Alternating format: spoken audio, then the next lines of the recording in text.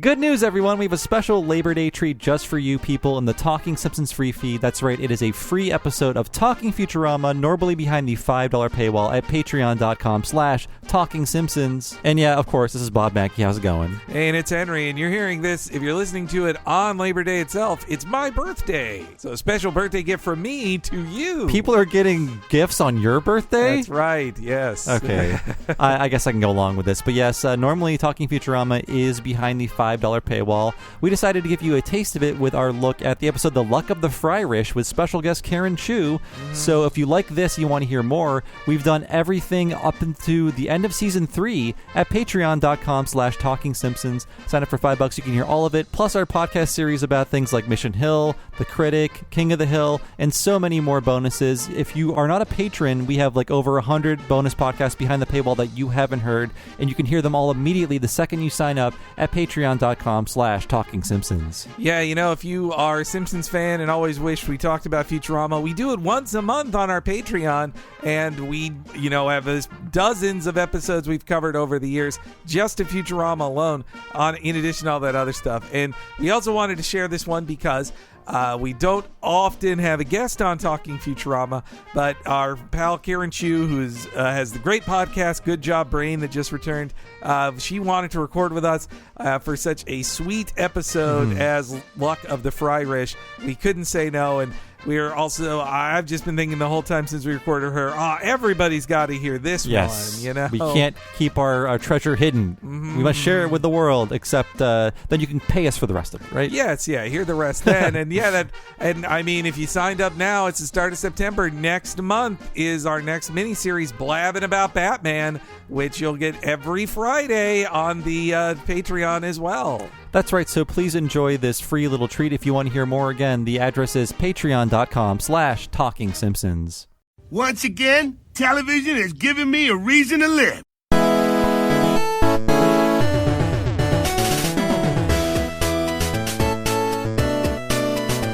Good news, everyone. It's Talking Futurama, where we pray to the horse god. I'm your host, Space Hook patent holder Bob Mackey, and this is the Talking Simpsons Patreon's chronological exploration of Futurama. Who is here with me today, as always? Why, it's Henry Gilbert, and I'm twice the he ever was. And who do we have on the line?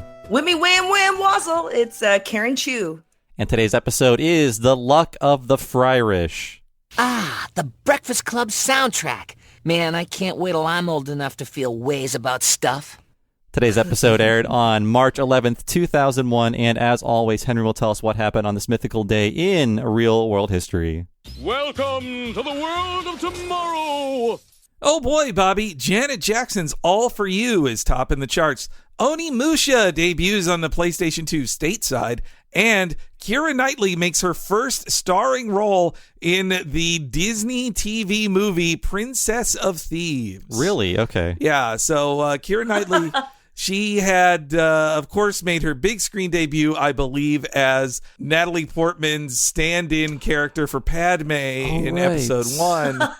But apparently all her lines are dubbed over by Natalie Portman in the movie, so you don't even hear her voice. But then her first starring role was in this thing that is honestly so far beneath her of it's a Disney ABC Sunday night movie where it's like Robin Hood had a daughter and now she's Robin from the poor. No thanks. But after Keira Knightley became a big star, right after a few years after that, then this got put out on DVD, and the Disney TV movie aesthetics of it were all pulled away in the advertising. It's like a brand new Keira Knightley movie, Princess of Thieves. I assume she did Phantom Menace, then went back to England for a few years, then did Bend It Like Beckham and Pirates, and that was where she took off. But I guess there was TV stuff in America. There was Princess of Thieves in between that. Yeah, Bend It Like Beckham was the big one, but this was her big American debut, not counting playing one of the handmaidens of Padme Amidala. There are no small parts if you play a Natalie Portman clone. Yeah. And so we have Onimusha launching in America right after the... is this the American launch date? Or this is the American launch date. So, it was January for Japan and March for America. A very sleepy fall for the PlayStation 2, I guess. Yeah. And this game, it's like Resident Evil, but in samurai times. And weirdly enough, there was just a PC port of it, and I bought that about a year ago, and I tried playing through it. I thought it was fun until I got to A sliding tile puzzle, Ooh. B, with a time limit. C, that kills you and sends you back to your last save point if you don't finish it. At that point, I was like, I don't have time for this. It's 2021, or maybe it was 2020 then, but still. And what was the other news item, Henry? Sorry. Janet Jackson's All For You is like number one with a bullet. It is strong on the charts. I don't know what that is. And she's, I think she's about to sing it on the MTV Movie Awards as well. Like, it's all for you. That was it. Look, I'm That's not, how it goes, Beautiful. right? Yeah. Beautiful. All for you. Is Janet Jackson in this room? She better not be.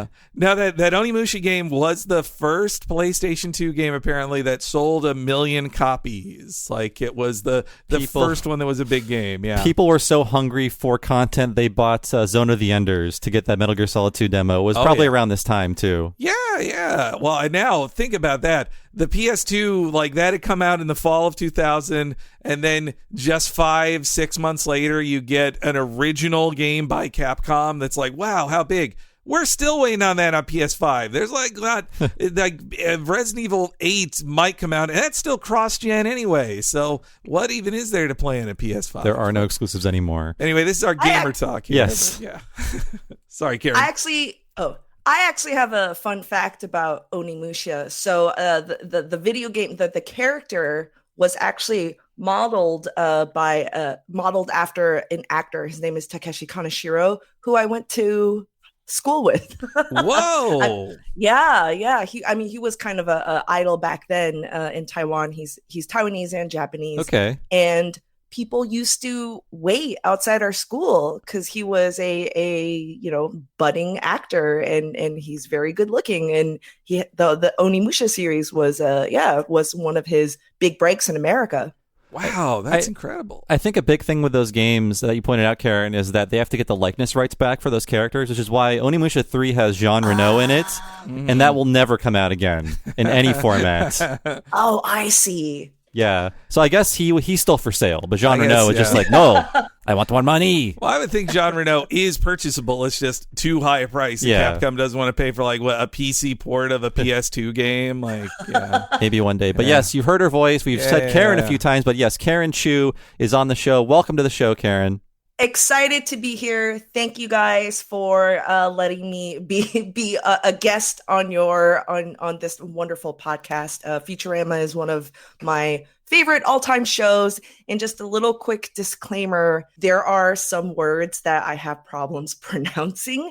English is my second language, and they're like 3 words. And lucky for us, one of them is Futurama.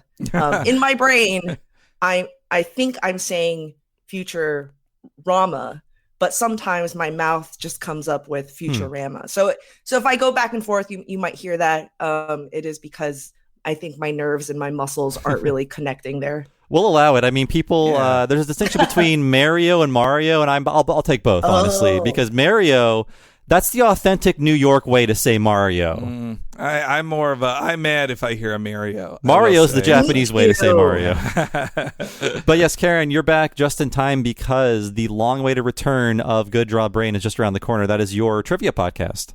Yes, I know these guys mostly from games, but also now we're all in the kind of the podcast game together as well. I started Good Job Brain, a trivia podcast, almost 10 years ago, and we're currently recording new episodes, and a new season will be out. And I just was also recently on the TV show The Chase on ABC. Wow. And some people might know you, Karen, speaking of 10 years ago, from OneUp.com, the very early days of OneUp.com, where you designed a lot of the early logos for that site, including the first Retronauts logo.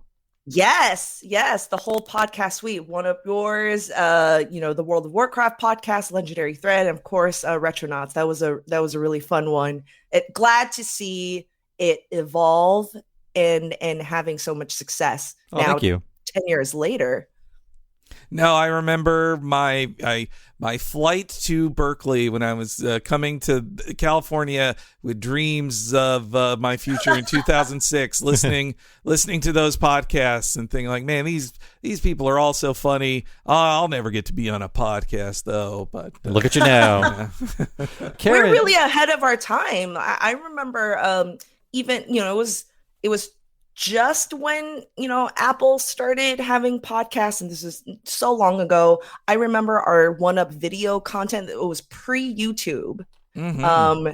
And we would distribute them by like giving links out, to like the CDN, and all the ads are like baked in. It was wild times.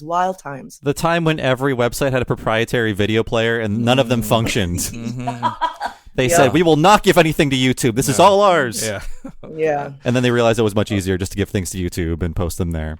But Karen, what is your experience with Futurama? You seem like you're a very big fan. Were you there from the very beginning? No. So I grew up overseas, and so most of the serial televised animation I'd watch was pretty much anime. And there were only a few US cartoon shows that kind of crossed the ocean to me, but they end up being dubbed and localized, right? So a lot of it's all translated. A lot of the jokes are kind of local politics, like South Park. And so I just never got into the animation block, the Fox kind of prime time shows, because it never really got to me. And also, out of my ignorance, I grew up with the perception that like prime time US cartoon shows were kind of like fart jokes and a lot of gags and shock value. So I was very happy to be proven wrong when I came to America. And I was dating a guy who, there's some people who need like music or TV shows to always constantly be playing in the house, or when they fall asleep. And so he just downloaded a bunch of Futurama episodes, and he would fall asleep to them. I've never watched those shows, so so I couldn't sleep. So I would just stay up watching his little laptop of like, going through the entire seasons of Futurama. And I fell in love with the show. It was so smart. I have a lot of kind of gaps of like Western pop culture. So it was fun to like retroactively learn some of those things. And I like ensemble casts, very kind of like, to me, it's kind of very like heist-ish, or like a RPG party. And it was just smart and funny and just something so different. And I really fell in love with, the entire show, all the writing. I think one of the best things about, I didn't get to grow up with The Simpsons. So I'm not, I definitely am not as familiar with The Simpsons, kind of the graining Simpsons feel, but I feel like it's probably the same there, where Futurama just has layers and layers and layers. And even now, yesterday when I was watching this episode, there are new things that I've never noticed or paid attention to. So that's just, to me, such a fulfilling and funny and quotable experience to be part of the Futurama fandom.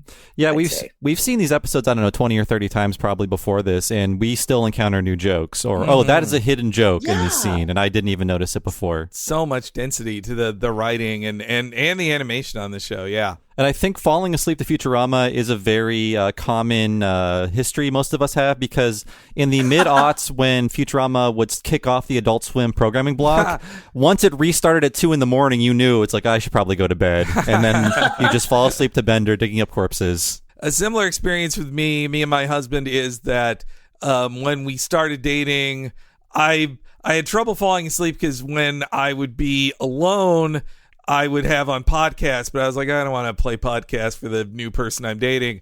But then he's like, no, if you want to listen to podcasts. And so then I pretty much got him into like all these obscure comedy podcasts, and now eventually he listens to all of them with me, which is nice. So before we start talking about the episode, it's time for a writer's corner. And on our show, whenever we encounter a new writer on the show, we talk about them and their history. And the writer of this episode is Ron Weiner.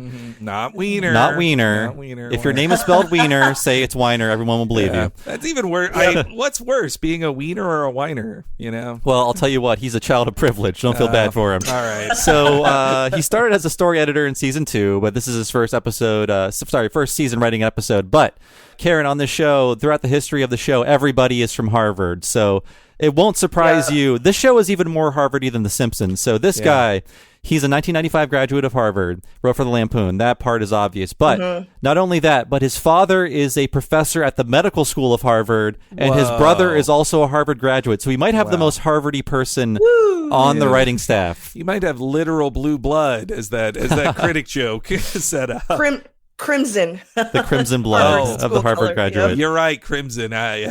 So going through his career really quick. So after leaving Harvard, after graduating, he applied for this Paramount Writers Program, and he was placed in his first writer's room for the short-lived Sherman Hemsley sitcom on UPM, Good Behavior. Wow. Is he like a principal or something in that? That sounds sort of familiar. He's the guy. I think he's like a principal or something, but it's like 7 episodes that aired on UPN. No one remembers it. So from that, Ron Weiner went on to The Weird Al Show, and he wrote on almost every episode of that. Okay. And then he briefly wrote for the final season of News Radio, the John Lovitz years. Ooh, yeah, or 1 year, really. Yeah, or year, yeah. But most of his seasons. So after that, he wrote a few episodes of Father of the Pride, and then moved on. Oh, sorry. So, of course, he's on Futurama. And after Futurama, he would go on to write for Father of the Pride. And then he moved on to be a supervising producer on Arrested Development, the final Fox season. Actually, Bob, can I, before you get to his career, I just want to say that there's another show that I watched because my ex-boyfriend watched a lot or fell asleep to a lot, and that was 30 Rock. Okay. And I actually fell in love with 30 Rock as well. And while I was watching 30 Rock, all the seasons of it, I thought to myself, I was like, wow, I wonder why I really like the show. And it dawned upon me that I was like, wow, this reminds me of Futurama a lot. Like just something about the writing, the layering, making fun of the punchline.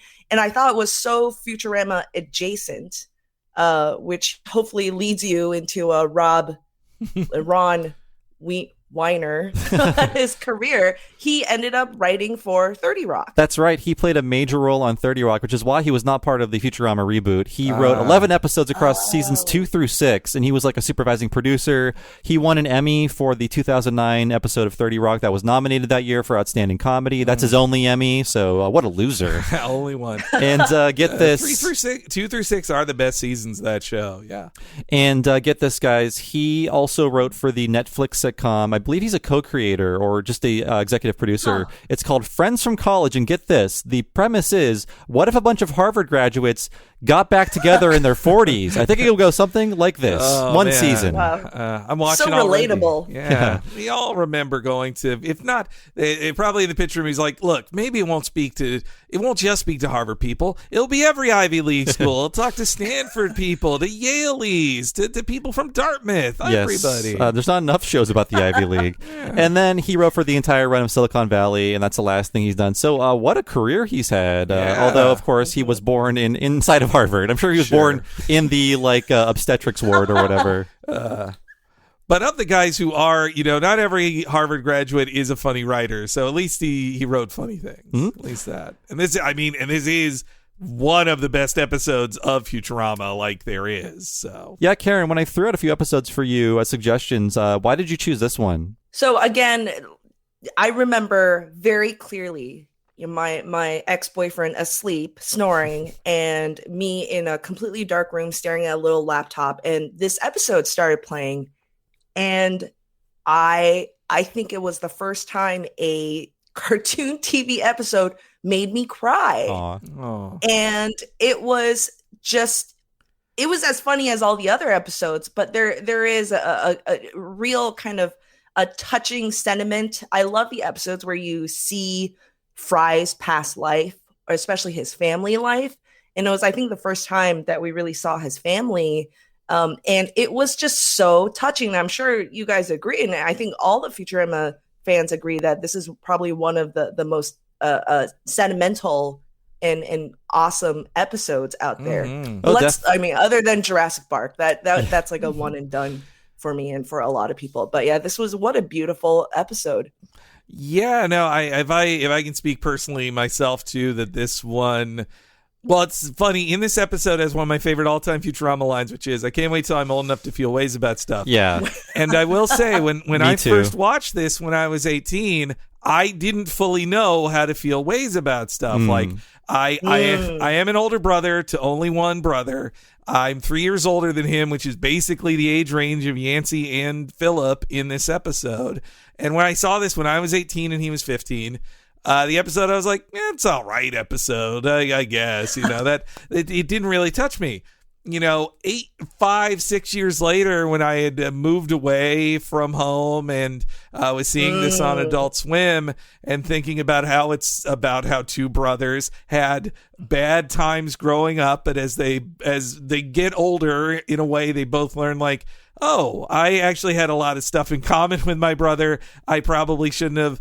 I shouldn't have been so mad at him. Just all stemming from like when Yancey is so jealous of the attention Philip gets. I was like, I think I was like that when I was 3 too, and it just continued rolling from there. So I guess the bigger thing I'm saying is like now this one really touches me and makes me go like, oh yeah, I should have been nicer. I bet you don't have to, I think anybody with siblings it probably works with. You don't have to have specifically a brother in the same age range. I mean, I don't feel personally connected to it, but it still moves me. I am the younger brother to an older sister, and I was the resented one. So. Yeah, see, you were the Philip. I was the Yancey. Like even I have an inherited name that I don't love. Though I never wanted to go by my brother's name or be jealous of it. But yeah, it's I don't know. Every time I watch it, I think like I should call my brother more. Like I basically call him once a year, but he is even less communicative than me. I'm putting this on him. Listeners know that he calls me less than I call him. Okay? Please find him and track him down. Let Henry know he said these things. But we both love The Simpsons. We both love Futurama. The last time I saw him,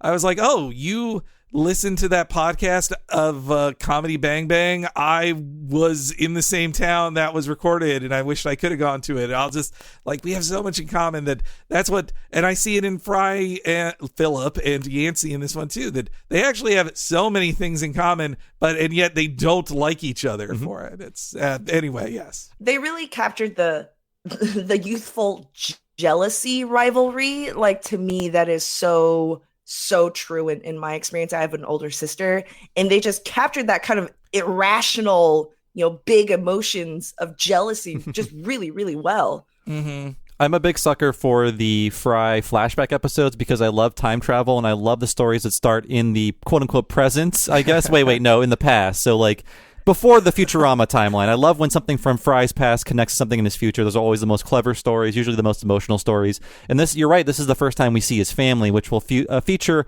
more into the Comedy Central years of the show than in these years, really, right? Yeah. Mm-hmm. Well, I think this definitely was another landmark moment for the show because I do think in season 2 they had some heartstring pulling ones as well and all that, but I think this is when they fully figured out the formula of like, oh, this is how we make an emotional episode. We don't have to be like afraid of emotions or not have a joke at the end or something. Jurassic Park is very clearly a sequel to this, but also the one where Leela finally meets her parents. Like that also works very similarly to this too.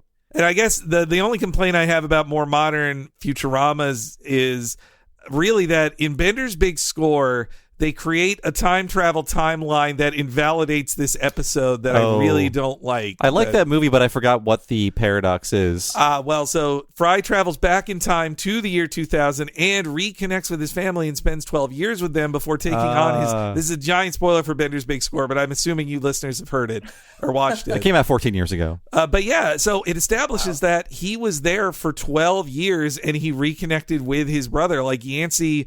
The emotional ending of this really hinges upon Yancey having not seen Fry ever again after the year 2000. And so Bender's Big Score takes that away. And it does it even more so for Jurassic Park. It actually like extra invalidates Jurassic Park. But like I really don't like that change. But otherwise... We will get to it. But this episode begins. We see the birth of Fry at the Brooklyn Pre-Med Junior Hospital. It's the 20th century, of course. And we see where Fry comes from and maybe why he turned out the way he did because his parents are both insane and emotionally unavailable, I think. It's a good bit that 1970s Brooklyn is like literally in a garbage dump, and though now it's like famously gentrified. Like that's what. Yes. I guess with that 70s, you would assume it's an earlier to mid 70s birth date for Fry, so he would be 50 now. Yeah, I think his birth date should be 74, possibly 75, because he's 25 in New Year's Eve 1999 when he goes to the future. So he's probably a 74 baby, and this definitely places him in time because when we see his childhood, it is in 88, 89. Mm-hmm. Oh, and I also, for historical sakes, the opening cartoon here is the 1936 Merry Melodies Boom Boom, which stars Porky Pig with his very short-term companion, Beans the cat. So they were pork and beans. Get it? Oh, I preferred Gabby the goats. Oh, Gabby the goat's Unsung. way better than Beans the cat. So I forget, the parents have names. Do the parents have names? Not in this episode, Not probably. in this episode. Okay. No, man, I should double check that. It's okay. Let's see. So the dad. Oh, I mean, the dad is Yancey, actually. Oh, That's duh. his name. Yeah, sorry. So the dad's reading Cold War Warrior magazine, and the mom is very interested in this baseball game, which I think, I don't know a lot about baseball, but I think you should not be into the results of the ninth inning. Is that what the joke is there? Well, I guess the game was won. That's how she's excited. At first, I thought the joke was she's just a Mets fan, which would fit for where they live. But instead, she's like, no, she loves all sports, every single piece of sports. Apparently, no, her name, the wiki just has Mrs. Fry. Okay, interesting. I thought maybe in the future they would have given her a name. I have a question about Fry's lineage and his parents. So we know that he's his own grandfather. So is this his mom or his father that is his offspring? My brain kind of hurts thinking about it. I don't think they had that in mind at this point. Maybe they did. Who knows? But I think his mom looks more like him than his dad. Yeah, so I think that's true. Grandma Mildred was the mother of Mrs. Fry. Well, I just looked this up. It's Private Enos Fry. So apparently Enos was Mildred lied that Enos actually fathered and then died. But if his name's Enos, then did he just go by Enos as a nickname and his real name was Yancey? Because like he said, his father, the military service does fit with what Yancey Sr., Fry's dad, is talking about. But that just raises further questions. Yeah, this is, so Fry was raised by his own son then in Yancey, right? I think so. I think I need to draw this first before we can talk about it. But so in this next clip, Fry is born. And Grody leans into the pitch. It hits him. The Mets win. This is the happiest day of my life. Here's your baby, ma'am. Yeah, okay, thanks. So, what should we name him? You pick. I picked dinner last night. Well, I was thinking of Philip, after those screwdrivers. That's a fantastic idea. More morphine, please. Look, Yancey, it's your baby brother, Philip. I want to be named Philip. Me, Philip. Me, Philip. Son, your name is Yancey, just like me and my grandfather and so on. All the way back to Minuteman Yancey Fry, who blasted commies in the American Revolution. Philip, until I find a suitable model of an ICBM, you'll have to make do learning to fear this toy spacecraft.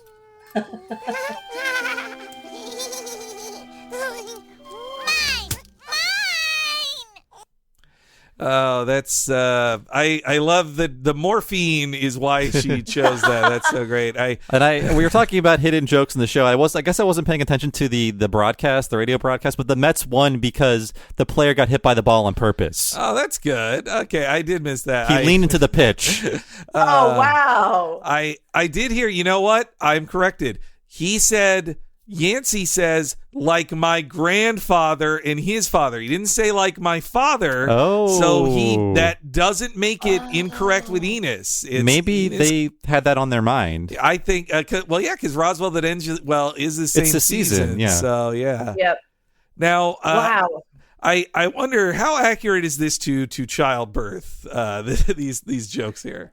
No, the morphine part definitely is is pretty accurate. You're pretty calm. You can't really feel anything, and just like her kind of gaze into the wall, a little bit empty and not there yet. You paying attention to some things is very accurate.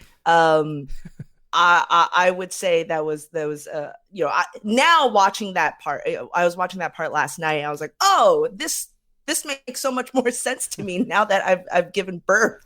Like, yes. I was going to say, it seems unlikely that you could be distracted enough by a radio broadcast while you're giving birth, but who knows? I don't know. I don't speak from experience here, obviously. Oh, anything that keeps you distracted. Paint color on the wall. You're like, wow, this is nice. If you're about to give birth, this is really cool. If you're about to give birth, listen to one of our podcasts and report back. Yes. Did it make the experience better? What an excellent idea. Yeah. My mom was watching, she remembers that she always brings up like, oh, the night you were born, I watched this movie, and she never forgot it. And my sister was named after a Barry Manilow song for some reason. Oh, wow. Wait, what's her name? Mandy. Yeah. Oh. The song Homer sings, yes, but changes to Mindy. This scene here, like, this was the one right at the start. I was like, oh yeah, this reminds me of me, because I never went by Henry until I entered the working world. I went by Max growing up. Longtime listeners know all this, but I definitely know Yancey's feeling of like, I gotta be the third of this. Like, I don't want to be the carry on the name. And then on top of that, what I definitely identify with Yancey's jealousy. But for me, as a little kid, what happened was my little brother did get all the attention because, he's the new baby, and that was hard for me to deal with as an immature little kid. And on top of that, like, my little brother's fine now, but he grew up with, in his very youngest days, very bad ear infections. And so, of course, I look back on it like, of course, my parents needed to pay a lot of attention to him because he was sick and he needed like help. But tell that to a 3-year-old who's like, hey, me, what about me? My sister had asthma. Boo hoo. Hey, it's the Bob Show. I'm over here. Play with me. And yeah, Yancey, the little thing he can do is just make his brother cry, which is like how mean. And also I do like the bit that Fry always he grew up with a rocket ship to look at, and that why he loves being in the future so much, perhaps. That's very cute. And this episode, directed by Chris Loudon, there's lots of really clever visual things. Whenever they have to transfer to the future or the past, they always do it in a very clever visual way. Like in this case, the rocket, Yancey throws it out the window, and we transfer to the future, and that's a Planet Express ship. I love just how, like, nobody says this is why Fry is this way. Like, nobody says that out loud, but when you see a ultra afraid of communism military father plus a very distracted by sports mother, yeah, you're like, oh, this is probably like when they see the way Yancey salutes his father, like that is like, oh boy, you guys went through some stuff. He turned out okay, it seems, though. Seemingly, yeah. So I forgot this episode begins. So many Futurama episodes begin with, what is blank like in the future, and this one is, what is a horse racing track like in the future? And I forgot that this is where this episode begins. It's a lot of good jokes. I have been to horse racing tracks. My dad likes the ponies, and so I'd seen a few of them. But all these gambling jokes are funny. Though it's also funny that this aired. I don't know what was produced first or written first, but it aired 4 weeks after the Saddle Sore Galactica episode of Simpsons. So two horse race episodes in a row. I wasn't even thinking of that. Yeah. This is the better episode. This is definitely better than Saddle Sore Galactica. Yeah. Just a barrage of sign gags at Flushing Downs. Very funny. Chevron horse gas, drinking and betting, a winning combination. Welcome deadbeat dads. Trojan horse condoms. Horse condoms. Yeah. And in Alienese, the text says, "Not without my egg case tonight on Lifetime." So lots of sign. Like there's just 8 sign gags on one screen. Field. Yeah, that's the Sally Field Lifetime. Like one of the big Lifetime movies. I think. Not without my daughter. That's the big one. Yeah, yes. That everyone parodies the name of. One scene of this horse race opening that really resonated with me is when they go to the food stand, and it was hors d'oeuvres, and they make a bunch of like horse jokes. And at the end, I think Hermes orders a horse Coke, and then the guy at the stand says, "Horse Pepsi, okay?" And Hermes goes, "Nay, Coke versus Pepsi." For me, it's Diet Coke, but that runs deep, and that hit me very hard. Every time I'm at a restaurant, I order Diet Coke, and someone goes, "Oh, is Diet Pepsi okay?" No, just give me water. This is the first time I've seen that. In my recollection, the first time I've seen the Coke is Pepsi okay kind of thing reflected on television, because I am with you. I'm not a Diet Coke drinker. I don't drink a lot of soda anymore, but I hate Pepsi. I can't stand Pepsi. It's bad. Bad news. As a non-soda drinker, I have no stance in this thing, I guess. As far as branding goes, I guess I prefer the Pepsi generation. It's the me. It's the Woodstock 95. When was that? 94. 94. Yeah, because 99 was 5 years later. Yeah, but no, I've seen many a friend go like, "No, Pepsi is not okay. Leave me alone." Like I'll have a If you're serving Pepsi, then you must have Mountain Dew, so I'll just have that. That's usually what I've seen. If I could be a corporate shill, the Coke with coffee, the Coke coffee blend that they sell now is actually pretty good and has half the calories of regular Coca-Cola. So that's my recommendation for this episode. Okay. By the way, we have that entire clip of the horse-based condiment booth, horse-based food booth. Come on. Hey, Leela, how about a kiss for good luck? I meant tongue luck. And the winner is number 4, Steven. Oh, I am so unlucky. I've run over black cats that were luckier than me. Get your piping hot horse burgers, horse fries, horse cakes and shakes. We got tongue straight from the horse's mouth. It all sounds good. All our horses are 100% horse-fed for that double horse juiced-in goodness. I'll have the cholesterol-free omelet with horse beaters. And you, sir, how can I horse you? I'll have a horse Coke. Horse Pepsi, okay? Nay. There we go. No, I captured that for a reason, because I love the escalation where everything is made of horses. He even goes, "How can I horse you?" And even for whatever reason, the Coke and the Pepsi is made of horses too. Oh God, baked in horse goodness. Goodness, the word horse is in every sentence, like at least once. It's so, and just the comedy of it too that I love is that you're at this horse race, which is it probably makes you think, wow, aren't horses amazing creatures? Or like it lifts up horses as, normally, at least in America, like horse meat is not really served pretty much anywhere. And so meanwhile, at a horse race where you think no one would want to eat horse, or very few people, there is a large horse stand that everyone goes to eat every part of a horse, and a horse that was fed other horses. That's how mad cow disease started, right? That has to be a mad cow joke, yeah. Yeah, and also before that, we have a joke about checking the finish of a race. Instead of a photo finish, it's a quantum finish. They're checking the results with an electron microscope. And there's the line, "No fair, you change the outcome by measuring it," which is a reference to the Heisenberg uncertainty principle, which would become famous 10 years later with Breaking Bad, when he calls himself Heisenberg because of that. And it's way more famous now, but that's where that comes from. As a dumb idiot watching it, in my first viewings, I was like, I don't know what this in reference to. I thought it was Farnsworth complaining about, like, by measuring it and saying who the winner was, you made me lose. Boo. That's how I always took that joke, but it is 10 times smarter than I was then on that. I will say I agree. Yeah. I thought it was like a Schrodinger's cat kind of situation where by measuring it, you're changing, like the cat in the box, by opening the box, then you're determining whatever the outcome is. I think the Bob, you might want to check on the Heisenberg effect. I think it's commonly said that this is Heisenberg effect, but I think that's by distance, and I think this is actually the observer effect. I'm going to blame David X. Cohen for saying Heisenberg. Yeah, then. They said Heisenberg on the commentary. But also I want to on the horse race stuff. I have to really compliment the animators for, like, they have to drawing one horse is hard, 8 horses way harder, and then a bunch of centaurs running. Yeah. Famously, all animation started with the horses, right? The photos of the horse running, because there was that big bet, do all the horses' hooves leave the ground? And then someone realized, like, oh, if you draw a horse a bunch of times, you can flip them back and forth and make the horse run. It's fun. And then Mickey Mouse was born. It's that simple.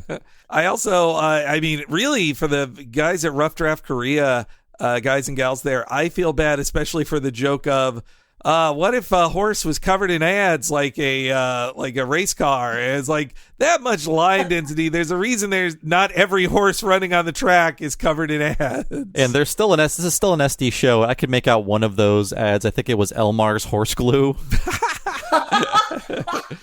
It's still a 480p show. Well, and then right after that, we unfortunately get a scene of Billy West doing Amy's dad. Right. Not the biggest, he wouldn't do that now. No. I'd say that. If the show came back, they'd hire the appropriate actor, but it's still them trying to get Amy to marry someone, and apparently this jockey that wants to have sex in a suitcase is good enough for her. I do the joke of putting a jockey out to stud, meaning he is a man who wants to have sex. They own two people. They own several horses and two jockeys. I guess them owning humans is kind of that flies by there. I guess one kind of plot hole in this episode, although I think it can be discounted, is that if a guy named Philip Fry was the first person on Mars, the Wongs are from Mars. Wouldn't they say, "Oh, Fry, you're the same name as the guy who was the first man on Mars"? But I don't think they care about Fry. I think Amy is too ditzy to remember who the first man on Mars was. So I think you can discount it that way. Yeah, that's a good cover for it. Though also, Fry did go to Mars University, but Fry wouldn't be that observant to notice it there either. I don't think so. So at this point, Bender is going to stack the odds in his favor by drugging all the horses with comatonin, and he also tranks a jockey before he gets discovered. Apparently, in the original script, he didn't trank a jockey. A man was sneaking into the stables to have sex with one of the horses, and that's what he tranked. Ew. So good change there. I like the jockey comes back. Good change. I this was one from the wiki, but I double checked it. Like the thing he uses to dose the horses looks exactly like one version of the Star Trek's hypo spray mechanic, which is the thing anytime you'd see, Beverly Crusher or Bones give somebody a shot. Yeah, it looks like one of those thingies. So no needles in the future. That's how advanced things are in the Star Trek years. Yeah. So despite praying to the horse god, all the horses are too sleepy to run. I enjoy John DiMaggio as the sleepy horse. It is a contagious yawn. It is. I also like how Fry says, like, I know I don't usually pray to you. Sometimes I wonder if you even exist. And the winner is Harry Trotter by an entire racetrack, the one horse that Bender didn't drug. And I guess Harry Potter is becoming a huge book series in America. It'd be a movie later that year in 2001. I'll give them credit for, at the time, it was a deep cut to do a Harry Potter joke before the movies were out, I will say. At least in the U.S. Yeah. Simpsons got their parody out before the movies, too. Yeah, by a couple months. But it was clearly like Gene or someone else there, Al Jean or someone else there was saying, like, well, the movie's about to come out, so we should have something for that. I have to say that Bender getting away with this, that's on the horse race people who run it, because when you dose one horse, the point is to dose the horse who'd probably win, and then you you bet on the one who would have been second place. If you dose every horse, it's very obvious that happens, and the officials probably would throw out the results, but instead there's no. This is a very unsanctioned race. I think there's no officials on the premises. I do love Bender saying they'll teach those other horses to take drugs. Such a good show. So Fry, he angrily holds out his last dollar, saying they'll never take it from him, but of course it flies out of his hand into a slurm machine, back out of it and onto some power lines, and he climbs up the pole to get the dollar back, and I love his quote, "I may not know much about horses, but I know a lot about doing anything for $1. And this is when he's zapped briefly by trying to grab the dollar bill with the rake, And then when he realizes, like, oh, this will electrocute me, he pulls it back, is like, whew, and then he gets hit by lightning. Yes, yeah. And falls into a trash can full of garbage. With more garbage poured on top of him. That I like that guy, when he says it, he's like, it's one unlucky guy. Is he like putting him out of his misery? Like, I'll drown him. Horse garbage. Also, him saying, my name isn't Philip J. Fry, like, he has to hit his Philip name so hard. The only time it was said before this one was as a joke in the Poplars episode. Right. I think just on the web you'd see the characters' names. They would never call him Philip or say Philip in the episode. Which we've covered it before, but the reason he's Philip is because it's a tribute to Phil Hartman, who would have been in the cast of the show had he not died in 1998. Mm-hmm. So him being Philip J. Fry, that is why. Also, in the electrocution thing, what I think makes it extra funny is that it is a constant shot, like one single shot of Fry going up and down. Like it makes the waiting for the obvious result even funnier, because if they were to cut and show him from a lot of different angles, like, then it would cut the tension of the moment. It builds much better from the single shot. I love that. And in the beginning of this episode, every time he is knocked out by something, there's a flashback. They eventually stop doing that. Otherwise, they'd have to knock him out 6 times in this episode to have a flashback. Although that could be funny, too. Here's another flashback to the this time to the late 80s. Kareem's got the skyhook, but Philip J. Fry's got the space hook. Yancey drives. He goes up with his patented space hook. Hey, that's my patented space hook. You stole it. You're not the president of it.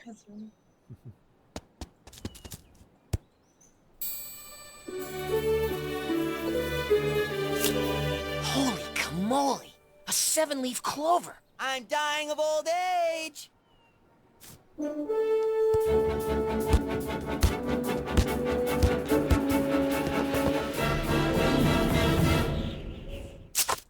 Game over! Phil wins! Yancey's fans are stunned! There'll be no celebration at the Yancey Dome. Lucky.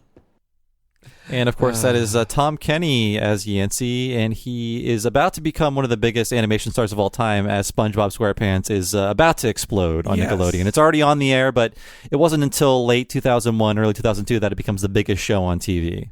I love parts when Philip gets a break. You know, like something good happens to Fry, and that doesn't really come that often. So it's so nice to see, to see Fry succeed at something, because you always see him fail most of the time. I think, his bad luck is what makes him the episode argues that his bad luck is what makes him good at being the lead character in an animated sitcom, because horrible things and funny things. They wouldn't be funny if he wasn't. Him getting knocked out constantly, that is because he has such bad luck. It makes him a better lead character. I like that the tragic comedy of it is that if Yancey hadn't been a jerk and had gotten the ball himself instead of making his brother get it, he'd have discovered that clover. In the clip, that's where he does discover the 7-leaf clover. Yeah, and that 7-leaf clover, I don't know if you guys looked into it, like, are there real 7-leaf clovers? But I could find 2 different news stories a decade apart about finding... Really? Yeah, so the most recent one was March of this year. Actually, a pair of young brothers discovered a 7-leaf clover.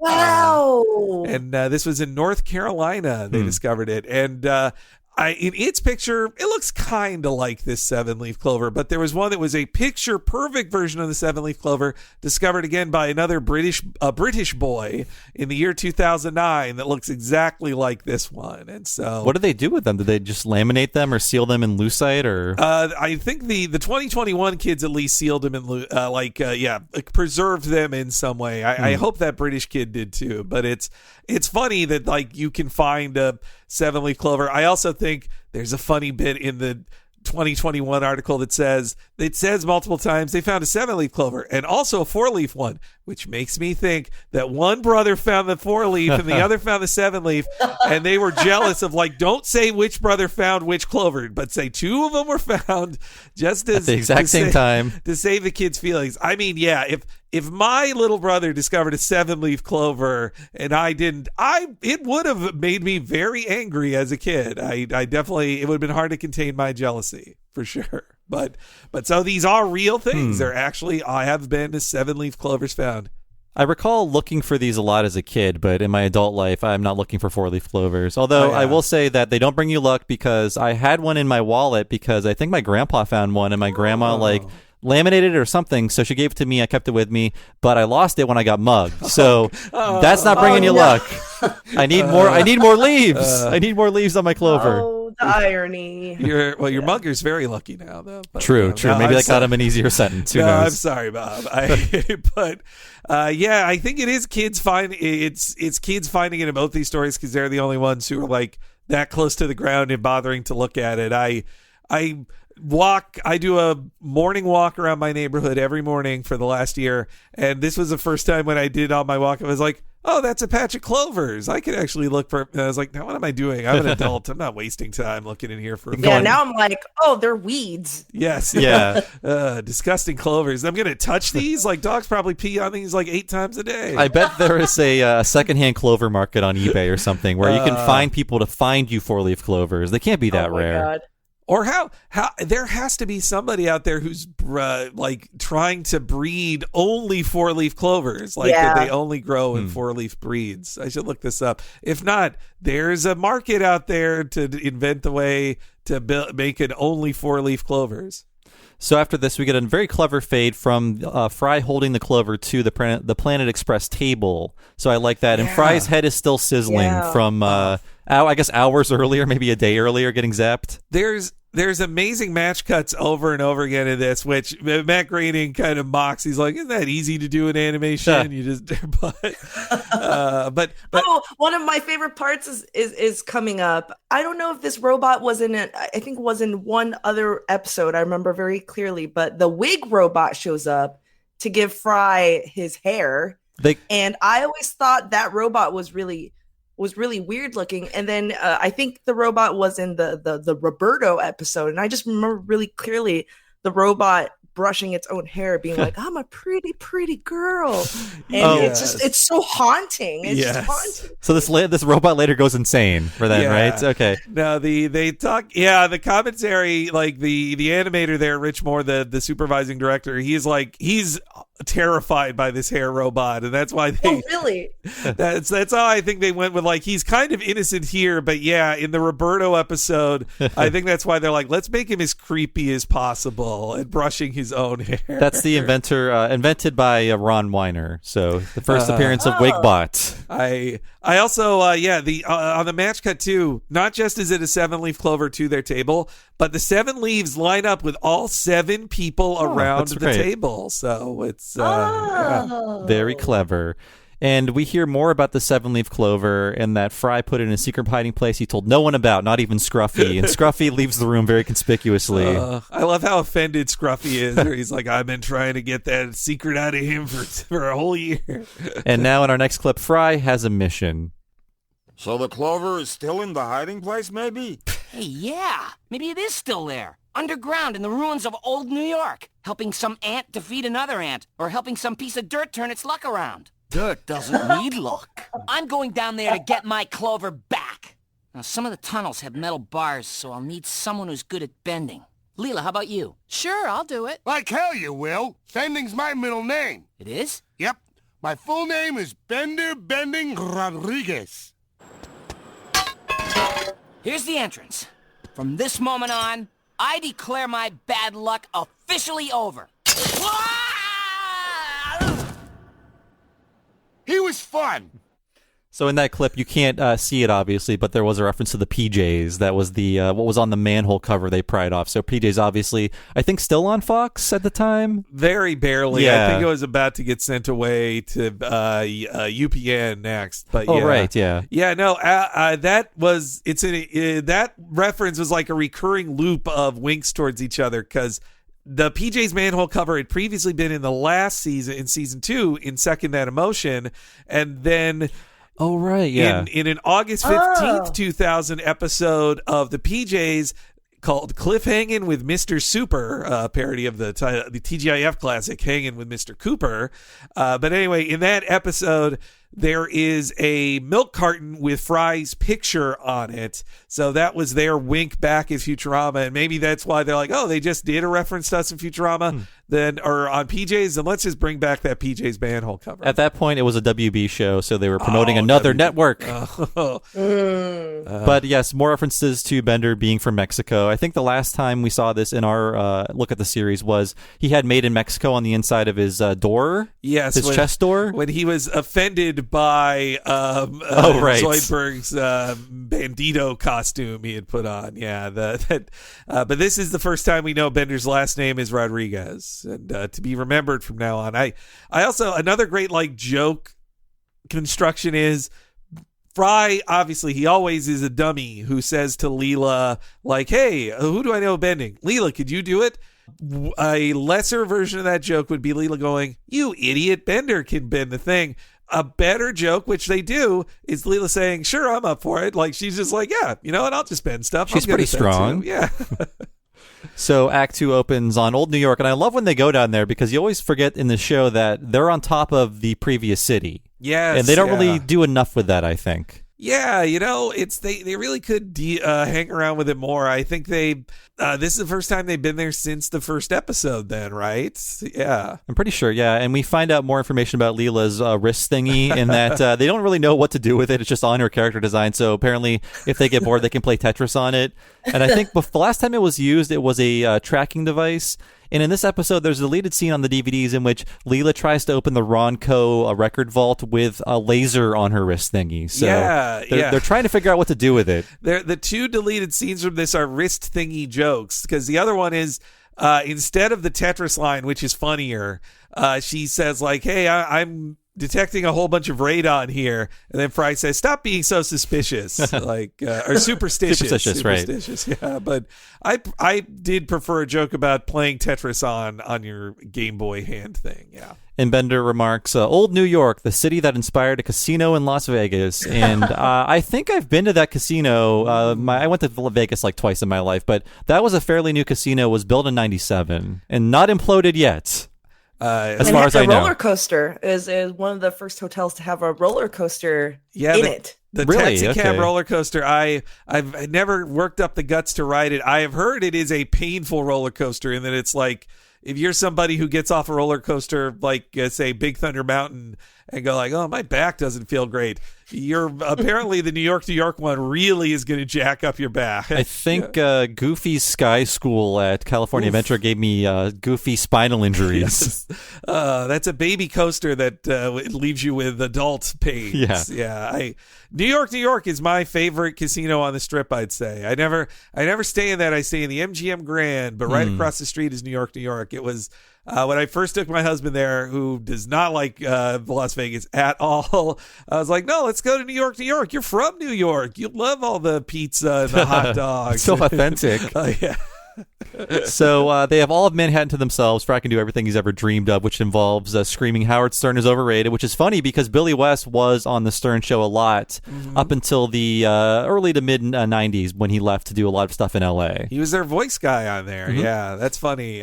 The extra giggle he gives, I wonder if that's Billy West's real giggle of I feel this. He is over it. Speaking of Billy West's career, also, how many times he says Yancey in here? How can you not think of Doug, right? I'm surprised. I have never heard anyone else remark upon that on the commentary or anything where, Doug's middle name is Yancey. Doug, the Nickelodeon character, and later the ABC character. And other pranks Fry pulls on the empty streets of Manhattan is knocking a payphone off, receiver off the cradle, and then asking Leela, remember when Mary Giuliani cut down on jaywalking? No. Yes. And then Fry tries to jaywalk and gets run over by a lizard. So this is the second knockout-induced flashback. Yeah, I also love that a Giuliani joke pre 9/11 is so fun, because I was with Leela and Bender and all these New York specifics in the year 2000. I was like, I've never been to New York. I don't know all these specifics. I don't know where these streets are. I don't know if it's here, but I remember Leela saying, "Oh, the old comedians were right. It is different than L.A." Oh yeah, it's a little later, but yeah. Let's hear this flashback with some breakdance training. As you know, the big breakdance battle is Saturday. So if we want to win those Jam Master Jay autographed parachute pants, our crew has to pop, lock, and bust the freshest. Noticeably FAT, drop us a beat. Name, Cosmic F. style, Outer space. special moves, The moonwalk. The robot. The zero G. name, Cosmic Y, style, deep space, Deep space. special moves, the spacewalk, Hey. the robot, The robot. That's similar to mine. the zero G. What are you doing? You totally ripped off my routine. You calling me a biter? Why do you always have to steal everything from me, Yancey? Find your own life and live it. Stop illin'. Word. Well, I'd like to see you try to steal this. The septuple head spin. And I think when I watched this originally in 2001, I thought this is the first time I've seen a flashback to something so recent, because at that point it was only maybe 12 years earlier. Yeah. And this really places it in time because in 1988, the show Yo MTV Raps started on MTV, and that exposed a ton of white people to rap music. And if you look at the posters in the background, we have Raucous Dukakis and also a parody of Benetton ad. Yeah. And the Benetton ad campaign started in 89, so it's sometime around 89. So for a 2001 show, watching it then, I was like, wow, I've watched The Wedding Singer. I thought that was pretty novel. That took place before this flashback. I didn't see Freaks and Geeks because nobody did until it came out on DVD. That was the early 80s. This is the late 80s flashback in 2001 was very, very novel. Oh yeah. And the specifics of it too, like the dude Dave Herman is voicing, he looks exactly like Boogaloo Shrimp from the Break-In movies as well. That Adam's apple bothers me on that character though. It's a little distracting, yeah. Is that an Adam's apple or a chin? I can't tell if it's a weak chin or an Adam's apple. Fry's dance skills never resurfaced either in the show, I don't think. No. Well, actually, he does do the robot one time. I take that back. But Leela's way better at doing the robot than him. It's true, but he does the dance of his people in protest. That's for Walking on Sunshine, I think. That's true. Yeah, I also the hearing it isolated really lets you appreciate the skill of that beatboxing there. Yes, and that is John DiMaggio, obviously the voice of Ender, but also he was part of a two-man comedy rap crew called Red Johnny and the Round Guy. Now, if you want to know more about them, there are clips of them playing on different MTV shows, because I think they were in New York, so was MTV, and you can come down and do your little act on, the Spring Break show or the Jon Stewart show or whatever. So you can see John DiMaggio, probably in his early 20s with another guy, doing this comedy rap bits. And his joke is that he was Red Johnny and the other guy was the Round Guy, but he was actually putting on a lot of weight, so no one could tell the difference between them. Yeah. Well, it's like I can see why their group broke up too, because like Red Johnny, it's like you're really good at beatboxing, and this other guy like talks over you, and he's not that funny. Like it's I can see why DiMaggio's like, you know what, I'm going the other way here, buddy. But they even talk about performing at the Apollo in Harlem. Like he'd performed a lot in New York. I like that. But yeah, he is really good at beatboxing. Like, if you want to go online and go onto YouTube, you can watch a clip of John Stamos not excited to watch them as Jon Stewart introduces them. So that's great. Also, Stamos thinking he's too good for this. Like, there's so many classic jokes in this episode, but I really appreciate the name Noticeably FAT. As a parody of Notorious B.I.G. That is a good name. Yeah. And also great animation on that septuple head spin. It's really well done. Yeah. I like and also again, Yancey is just stealing everything from him. He's Cosmic Y, but that I like too that Philip and Yancey, despite being, raised by such a militaristic conservative father, they didn't once stop themselves from like getting involved in more, urban activities like breakdancing. I like that. I wonder how their father feels about it, but we don't hear his take on this. I think Yancey, his breakdancing days are limited. Yeah, I would think at the least Yancey sees it as a commie conspiracy, as all things are. So now it's time to find Fry's house. So in the past, we see Yancey chasing Fry away, and now we're in the future, and it's time to find their house. And this is a joke that I just realized was a joke upon this viewing, as Fry says, we're at West 71st Street, and according to Fry, he's never heard of it, and downtown could be in any direction. Now, if you've never lived in a big city, the streets are usually named like in order. So if you go in one direction, the streets will decrease in that direction. So it's pretty easy to find your way around. Yep. Okay. And that is a joke. It's a grid system. I was very curious if that was just a Manhattan specific of like, if you're on West 71st Street, you are downtown or whatever. But okay, yeah, it's that Fry is too stupid to understand that would just count up or down and you'll be closer or farther away from where you need to be.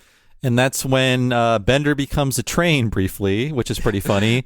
Somehow his legs can move in that way, but I love that. It's really because he just wanted to do it because he gets off on the electricity. He's jacking in again. Yeah, I love it when his pupils, like you can tell, his pupils changed into squares just for a split second there. I have to say, I have not been on BART, that's our train system in the Bay Area, in a while, but Bender's announcements are pretty clear. Whenever I'm on BART, it's always...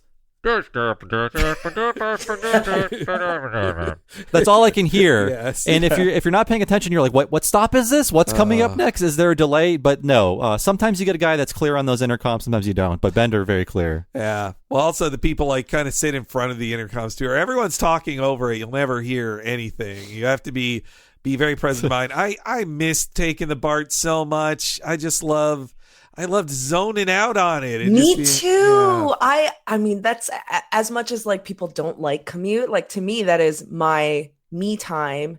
It's somewhat comfortable. Actually, if you guys haven't been on BART these days, it's really nice now. It's very robotic. They've replaced some new trains, and so yes, I do miss it.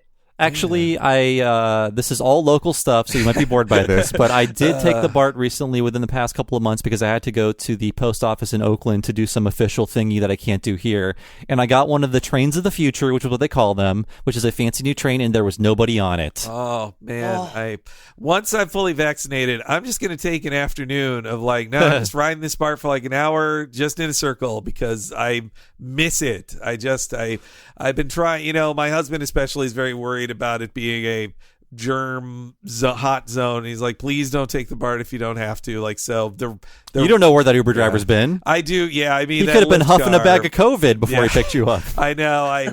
The rare times I've only taken a Lyft like 3 times this last year, even to go anywhere. I just went nowhere. But BART has never been cleaner. But we'll move on because everyone is getting very, very antsy. They're just like when Leela and Bender were having to hear all these Manhattan specifics. They're just like tune it out. But a similar joke they've done earlier is that whenever there's a train involved in old New York, a homeless person either spawns or you become homeless. Yes, yeah, it's true.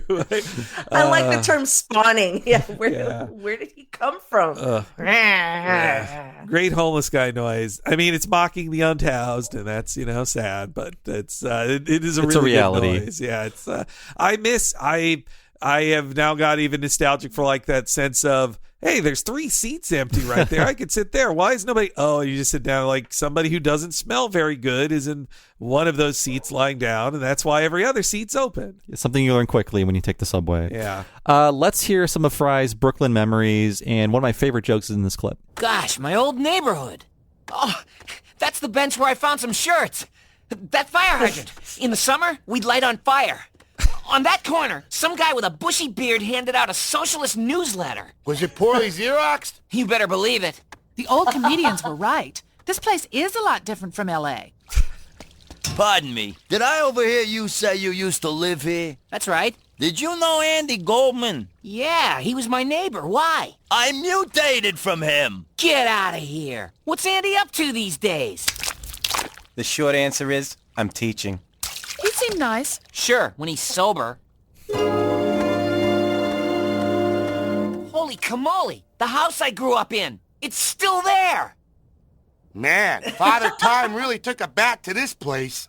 and then we go to the past, it's identical. Yeah, that's That reminds me of I don't know if it's a common experience, but my wife visited my hometown with me a few years ago, and I felt like Fry, where it's like, I used to get a sandwich there, it was really good. And that's where I returned my library books, just like all of the memories that were important to me that she did not care about. It was very nice to me, by the way, about it, but I was just like, boy, I must be boring you with all this pizza trivia. No, that hometown experience of like also meeting a friend to your person who never met them before. It's like, oh, they're nice. It's like, yeah, when they're sober. It's like, yeah, I kind of had that experience with several old friends and back in Florida. That is one of my favorite jokes on this show. When he's sober and then he frowns a little bit, where there's so much history packed into that little joke, and that Fry is upset that this Andy Goldman guy tricked another person into thinking that he was nice. He's like, God, even Leela falls for it. Yeah. Oh God, you're right. I love that. And also, short answer, I'm teaching. Like, that's such a great version of like just small talk you have at a party. And you know what? Those poorly Xerox socialist newsletters, they've been replaced by podcasts and Twitter. It's true. You better believe it. Yeah. We include them in every podcast. I wish they'd included a picture. They say that writer for the show, Eric Kaplan, that just is his house. Like, his parents live in a house that look like that on the outside. And I can't believe it. Like, how can you look, my parents didn't take care of their front lawn, but they didn't have like literally like caved-in roof or whatever. Yeah, I think they meant the actual house design, not the dilapidated nature of it. Oh, okay, all right. I looked up that neighborhood, and it is very nice. It's a very nice Brooklyn neighborhood where Fry grew up. So I don't know what his parents do for a living, but I guess maybe it was easy to make a living in the 80s. I guess it seems like it. Yeah, well, if you're a boomer, they bought it in the 70s. So yeah, I like that Fry grew up on the worst house on the block, the one everybody complained about. Like, look how ugly this is. That was Fry's home. I do enjoy whatever his mom is doing, because she puts the golf ball into the world's best mom mug and she breaks it, and seemingly that's what she was trying to do. Yes. Very, very absent, where she's not paying attention to the situation, and Fry is trying to stop Yancey from stealing his clover, and she's just like, Yancey, stealing is wrong, and not even looking at them. Yeah. This construction of the plot is really smart, because they need to explain why Fry doesn't have it anymore, and also why he would be so unlucky to say be frozen in time. So he couldn't have had it on him then. So where would he have put it? And he needs to put it someplace that would be safe and also wouldn't be destroyed over 1,000 years. And so they set up that his dad built a bomb shelter, and he put it inside of a Ronco record safe in a bomb shelter. I guess that does explain where his dad came from in terms of the characterization, where they need a bomb shelter to keep this thing safe. Yeah. It must all come from like, all right, it has to be built in a bomb shelter. Well, why would his dad build a bomb shelter? Because he's desperately afraid of the commies. Even into the end of the Cold War, he's like, the commies are going to take it. I just know. I love the line, did Kremlin Joe let fly with the nukes? Yes. It's great. So Fry sticks the clover inside the Breakfast Club soundtrack, which we'll hear a bit later. Inside the Ronco record vault, reference to the Ronco brand of products. Ron Popeil was in an episode in the first season. So I like that they're saying your products are good. They'll survive in a war, an apocalypse. Yeah. You're right. They're only nice to Ron Popeil. He even invented how people put their heads in jars. Like, my family didn't own any Ronco products. I've always wanted that inside the egg scrambler, because that seemed the most fun to me. We grew up at the tail end of the Ronco era. I think the heyday was the 70s for Ronco. Yeah. Oh, we have to hear the clip again. I'm sorry, because I love the line so much. Ah, the Breakfast Club soundtrack. Man, I can't wait till I'm old enough to feel ways about stuff. So one of the best lines of all time. And I've used that line so many times in my life when I'm describing like growing up. It's like, it was time to feel ways about stuff until I watched this movie. Yes. I read this book. Is this the first time they made a direct movie reference, like actually called out the title? And you see in the little record sleeve, you actually see the movie art, done in the graining style. Like, I feel like this must have been one of the only, or a few times that they actually spell out the movie. I think so, because it's so specific. And you're right. I love the graining style of the poster art, and I kind of want that somewhere. But by the way, what is all of our experience with that movie, Breakfast Club? I watched it. It's very strange, because I went to school in Taiwan. They actually showed it to us in like a health class equivalent. maybe about bullying. I'm not really sure what the purpose was, but I remember watching it in health class and not feeling very related to it because, America in the 80s was just not very, in my brain. Right. I was not very familiar with it. But it was a very intense movie. For me, growing up and hearing the name The Breakfast Club, I kind of took it literally. And it's like, oh, yeah, it's about a club that eats breakfast or something. But then because so cute. When it came out, I think I was 3. I think it's an 85 movie. But I saw it eventually. Get this. I went to Catholic school and I had a Christian films class because I signed up for a class where I wanted to watch movies. And it was basically like, let's watch movies and pull out Christian things in them or whatever.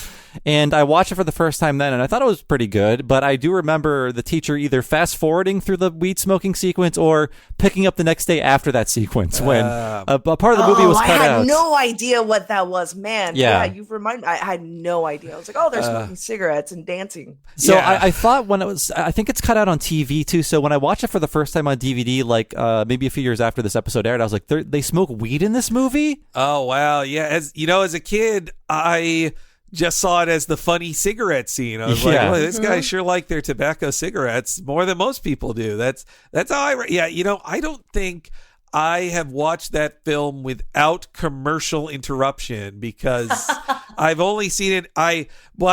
So I've seen the clips and stuff of like famous scenes uncensored, but to me, The Breakfast Club is full of censored words and a bunch of commercials in between scenes. Like I've never actually sat down and watched it. Like the Brat Pack in general, I like their films okay, but they never were that important to me growing up as a youth. Now the soundtracks, I went through a real like 80s phase of listening to 80s pop hits in the 90s, but probably because I heard covers of them by Me First and the Gimme Gimmes or Save Ferris, and I was like, oh, I want to hear the originals of these. And I'm sure it's a coincidence, but it makes sense that one of the characters in the movie is named Bender. Yeah. Judd Nelson's character. It's like, he got me a pack of cigarettes, smoke up. Yeah. When you watch that movie, it's a bunch of monologues for young actors. That's what it feels like, just strung up all in a row. But yeah, it's let us know your Breakfast Club thoughts because I'm sure it's fine. There's some weird stuff in it. I don't like Ali Sheedy's makeover, and in the end, the nerd gets to do all their homework, which is weird. Yeah. Hey, he likes it, Bob. Yeah. All right, the nerd likes that. He's feeling included. A girl talked to him. Well, it also teaches like, the jock could date the weird girl. It's like, I don't like that. No, they're not made for each other. But yes, after this, they're looking for the clover in the future. This was the storage room. My dad spent years turning it into a bomb shelter. And yet you guys never had a single nuclear war. What a waste. This is it. My Ronco record vault. I still remember the combination. 3. It's stuck. The Achilles heel of the Ronco design is its structural resonance frequency. Allow me.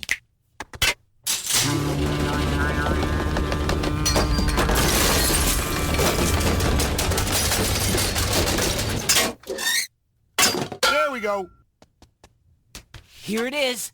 The Breakfast Club soundtrack. You mean Breakfast Club sandwich? I hid my 7-leaf clover in this very record jacket so my brother Yancey wouldn't get it.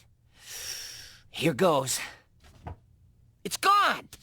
The whole place has been cleaned out! Yancey stole my clover! That thief! How do you know it didn't disintegrate? Everything else in here held up okay. Except Sports by Huey Lewis. What a burn on Huey Lewis. Yeah. That's a good out. I wish I understood that. I mean, like, I understand the context of that joke, but, obviously I don't know Huey Lewis and his apparently horrible album, I guess, that they're putting a dig on.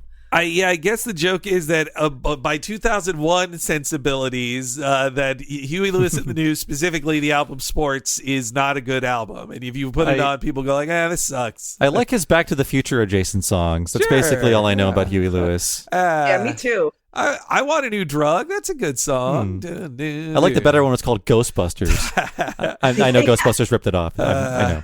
I like that apparently that was many different soundtracks. I think it would have been better with Rockwell's Somebody's Watching Me. That was the other pitch they named in there. But so I was trying to overthink the science of this here. So we know later that Yancey explodes the vault. So he must then, after exploding it open, reset it to be closed again. So it must be that explosion hits the same resonance frequency that Bender did as well to pop it open. That he didn't explode it open and damage it. By having an explosion, it made it open, just like Bender does. That's I love that. What a great explanation. That makes so much sense. I somehow just thought like, oh, the combination didn't take, or the safe isn't actually that good with the but that makes total sense. I love it. I want to believe that. I spotted a Bart doll on the shelf in Bender's vibration scene. That was fun. But the first time I got the joke of Fry opening up the jacket, which once you take the record out of it, nothing would be in there. But he puts his face into it and says, the whole place has been cleaned out. Well, now we're in a new era where kids can wear those as hats again. For when we were growing up, there were no real records to laying around. But now kids today, put those on your head. Your parents will be really mad at you because records cost like $40 now. For me, records are for framing. They're to be put in a frame on the wall. I have like 4 records over there I have not put up on the wall yet, but of the Fooly Cooly soundtrack and a couple of Ghibli film soundtracks. Good choice. Yeah. So this is when they leave the house. Fry is stewing. Leela's trying to comfort him in that, brothers always fight. Your brother just didn't have a chance to tell you that he loved you. Yeah, which Leela's right. Yeah. She is correct. It is true. Yeah. The recent viewing for me, like I never really caught this part, and it just kind of is a foreshadow, and it's really, really sweet. But as you're watching it for the first time, you're like, no, he's a jerk. Leela's being a dumb girl trying to comfort him. Yeah, exactly. And this is when they stumble upon what they think is a statue of Yancey because it has Fry's 7-leaf clover in his lapel, but the statue says Philip Fry. The mystery has not been solved yet. And apparently, Fry thinks that Yancey stole his name, too, along with the clover. It is convenient that Yancey's son looks almost exactly like him. I think if you were to, I think they even do a match cut of just face to face to show it. But, we saw how similar Fry looks to his mom. Let's just say the Fry genes are just very powerful and overwrite his, Yancey's son doesn't look anything like his wife. I don't think so. I like how Bender falls under the spell of this new Fry immediately because he says, apparently this brave Adonis, this Cadillac of men, was the first person on Mars. That's so great. And also, anytime someone gets hurt in Futurama, the sound of that hand just crunching like, ugh. I'm glad his hand was okay after that, but don't punch statues. This is the show telling you, all the kids at home, that. The statue always wins. If you're going to take down a statue, don't do it barehanded. That's all I'm going to say. So we're back at Planet Express headquarters, and the Philip statue is there with them. They took it out of old New York, and all they found was the hits of the 90s in one amazing collection. I love that. I miss those commercials. Maybe those commercials are still on TV now, and I don't watch commercial TV, but I miss them of just a bunch of names scrolling by, and one is highlighted, and they say foreigner, whatever. And because of that, so many songs I think of only in 5-second increments, and then another song plays right after that. Yes, so, yeah. It's very, very sad. Like somebody's watching me. Somebody's watching me. Or Huey S. Lewis in the news. I want a new drug. So now they're investigating the statue. That clover helped my rat-fink brother steal my dream of going into space. Now I'll never get there. You went there this morning for donuts. First person on Mars. Oh, so your brother was that Philip J. Fry? I'm Philip J. Fry. He stole my name after I got frozen. Shut up, friends. My internet browser heard us saying the word fry, and it found a movie about Philip J. Fry for us. It also opened my calendar to Friday and ordered me some French fries. Philip J. Fry, astronaut, philanthropist, entrepreneur, was a great man truly worthy of narration. Fry was the first man on Mars, a feat that has never since been equaled. That should have been me! The ever-lucky Fry made his fortune after striking oil in the bathroom of the mansion he had won in a lottery. That's my clover! Yancey stole it! After a whirlwind fling with Icelandic supermodel Njord, Fry scored a string of top 10 hits with his rock band Leaf 7, known for their hypnotic rhythms, driving bass lines, and memorable hooks. So this entire time, I know the answer to this mystery, but I have to remind myself, oh yeah, Fry thinks this is Yancey. Yeah. Oh, God. Everything about this I love. Like, one, Fry screaming, like, that should have been me. Like, so good. That's what I'm known for. And yeah, also this documentary on Philip's life is at first about a rich success man, and then it turns into a behind the music about what a great band he had. We just did Behind the Laughter not too long ago for Talking Simpsons, but yeah, I was like, oh yeah, they're doing a behind the music parody here. Yeah. Number one record. One thing I really love is the weird proto Alexa joke that Farnsworth says in the beginning, where he's like, oh yeah, my computer heard me say Fry and did all these Fry related things. And I think about like these days currently when you say something to Alexa or Echo or whatever smart home thing you have, and it does a bunch of stuff, and it was like, wow, that joke was so before its time. Yeah, I laughed at it then. I don't laugh at it anymore. No, I mean, every time I go to a website that has like a Google ad box in it, and it just shows me like, hey, we know you were just looking for this on Amazon. Are you sure you don't want to buy it? I'm like, how I wish I was not being listened to as much by my search results as it is now. They need to find ways to make those things not advertise things that you've just purchased. Yes, it's like, oh, you want this vacuum cleaner filter. It's like, I just bought one. Don't you want more? I just bought one. Yes, this documentary goes on to say that Fry now spends most of his time at Orbiting Meadows, the graveyard, with the 7-leaf clover that will give him luck in the next life, some Egyptians believe. Yeah, perhaps some Egyptians believe. Tom Kenny is great doubling up here. Like, he's so good at it. It's funny how Tom Kenny was not a regular on this show. Like, he was more of a every now and then type guy. I mean, I guess they only have so much money for a voice cast and the regulars, but man. So the orbiting cemetery will be nearby in a couple of hours. It's time to go grave robbing. Bender has his kit. And we pan over to the statue of Yancey, and then we fade to Yancey in the past. Or sorry, the statue of Philip, and then we fade to Yancey in the past. And we see he's about to get married, presumably in the mid-90s, and he's wearing his dad's Vietnam tuxedo, which makes his dad seem even more insane. That tuxedo got me through Nam in style. Well, no, this wedding has to be in the year 2000 onward, because Fry is missing, and he... Oh, yes, I'm stupid. Sorry. I double checked this. The mother Fry says, like, I'll never forget the day he disappeared. Wisconsin won the Rose Bowl 17-9. It is true. January 1st, 2000, the Rose Bowl was Wisconsin versus Stanford, and they won it 17-9. It is a true joke. I looked it up too, yeah. So accurate sports joke on this very nerdy show. And so Yancey wants to rummage through Fry's things to see if there's something to play at the wedding. And this line is stuck with me because it's so cruel. His mom saying, your brother's gone, but his crapture isn't. Oh, man. So at first she's like, yeah, it's so funny that right before that she says, oh, I miss your brother. But his crap still is like, I don't miss this shit being here. Also, another reference, like he pulls out that pennant. What's it say? Whitefish. Oh, whitefish. And that Go Whitefish. That was the community college he dropped out of. The Coney Island. Yeah. Yes. Oh, yeah. Oh, so good. And disgusting. It is disgusting. We went over what whitefish means, and you can look it up yourself. Listen to the Mars University one. Yeah. You learn it then. And then a crude drawing of a stick figure on a rocket ship, and then we pan down to see that Fry drew it when he was 20. Yeah. And I like when Yancey covertly pockets it. We don't know why, but we'll see at the end of the episode. No, this whole scene, this is another of those scenes that is just so perfect that works on a second viewing so much better, that if you are agreeing with Fry up to this point in your first viewing, you are with him of like, yeah, Yancey steals everything from him. Here he sees this drawing that Fry has and he pockets it. So you're like, he's stealing his old drawing. And then once he finds the clover, you're like, and this is when he stole it and had all this success because he ripped off his brother. Fuck this guy. That drawing gave him the idea to go into space. Yes, yeah. But then we find out the sweet reason he saved it. Yeah.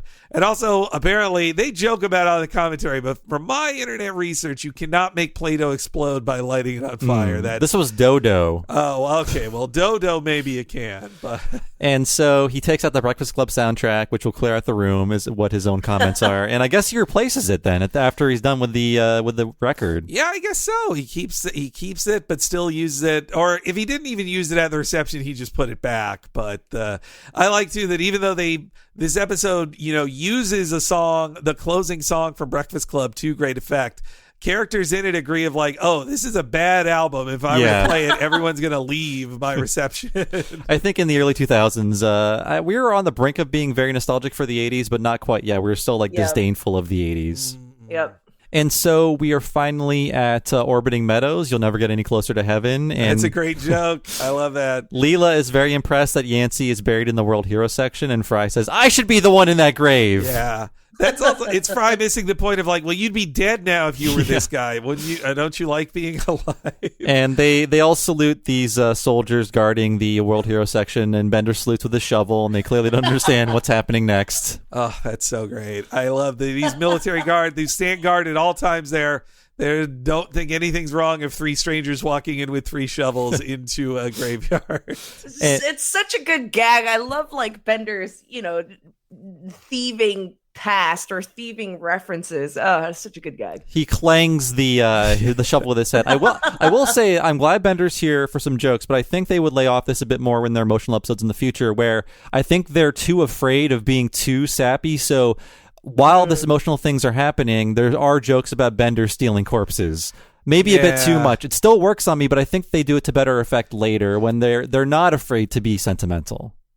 These jokes in the lead up to the digging up are funny to me, but yeah, I would say once the revelation happens, that's when I would have just been like, no, don't say any more jokes. But I think you're right. In general, Bender is here because they are scared of not having a laugh, But he does find John Larroquette's spine. Yeah. So, was John Larroquette a world hero, or was he just in another grave? I guess he will be a world hero at some point, because it's also as the grave of the unknown comic from the Gong Show, and Shaq's leg, not Shaq himself, but at some point his leg is detached from him, and that becomes a hero. I think his leg is big enough to be buried separately, just in a regular sized coffin.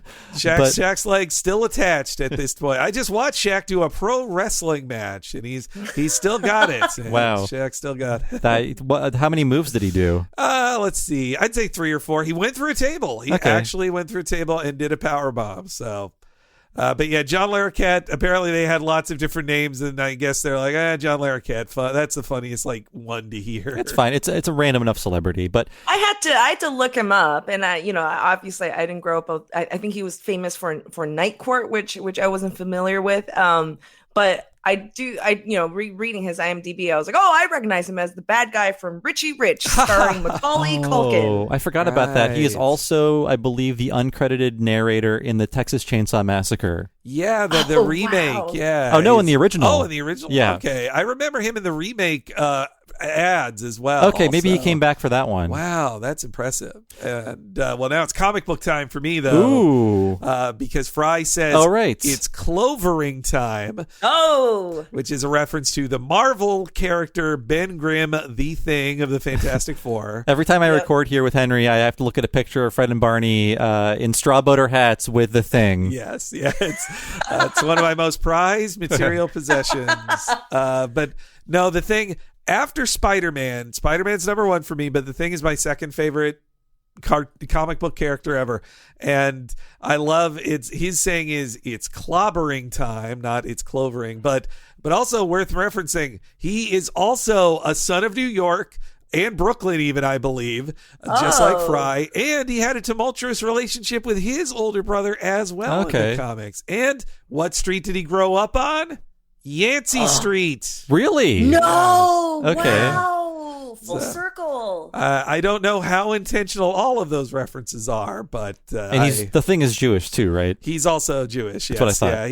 Yeah, basically he had Jack Kirby, his creator, a Jewish man, who Jack Kirby and the Thing and Ben Grimm are basically the same guy. Like that was his self-insert don't steal. And Marvel stole it. They didn't listen. But yeah, the thing is Jack Kirby, probably the closest character to him in real life. And so to Jack Kirby, Ben Grimm was always Jewish, but they didn't openly talk about the religion of superheroes back in the 60s. So it was left unspoken. It wasn't until the late 90s that they officially said, like, Ben Grimm is Jewish. Another Jewish comic creator, Carl Cassell, finally made it canonical. Carl Cassell, a great comic writer on his own, who also is like a great Jack Kirby historian. Anyway, that's comic book talk there. I've seen online the Jack Kirby Hanukkah cards he would send out with the Thing, wearing the traditional garb. Yeah, and in like rabbinical outfit. I mean, and what is the Thing if not the golem of? Oh my God, you're right! Yeah. Wow.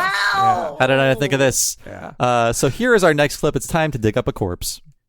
Philip Fry, the original Martian. Oh, it's all lies, every word of it. He wasn't original. He wasn't a Martian. He wasn't Philip Fry. And since when is he a the? You're twice the he ever was. It's clovering time.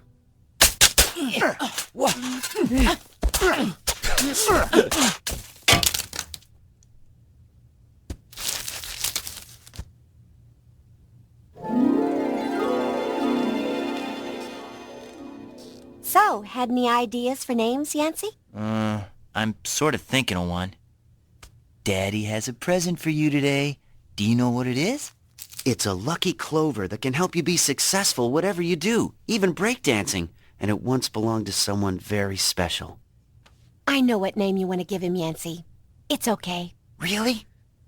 Son, I'm naming you Philip J. Fry in honor of my little brother, who I miss every day. I love you, Philip. And I always will.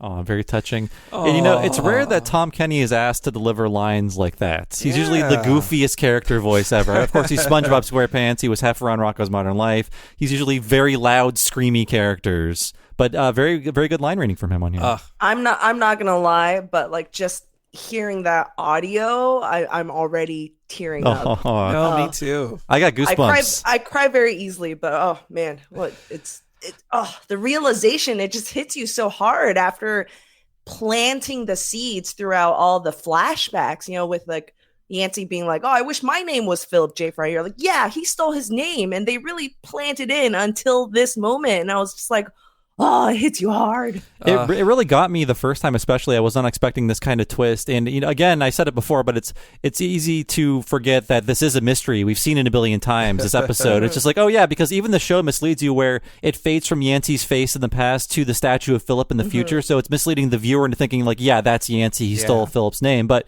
no, Philip is the son of Yancey. And we see in the nursery that he has framed Fry's spaceman picture and put it above Philip's crib. So essentially, that is what inspired Philip probably to become a spaceman. Yeah, it's all so beautiful, and that Yancey is so unselfish with that 7-leaf clover. He doesn't ever use it for himself. He gives it to his son from then on. And it made it a gift, an unintentional gift on Philip R. Fry's part, but a gift to his own nephew as well. And it's just, I mean, it's so sweet. The scene too.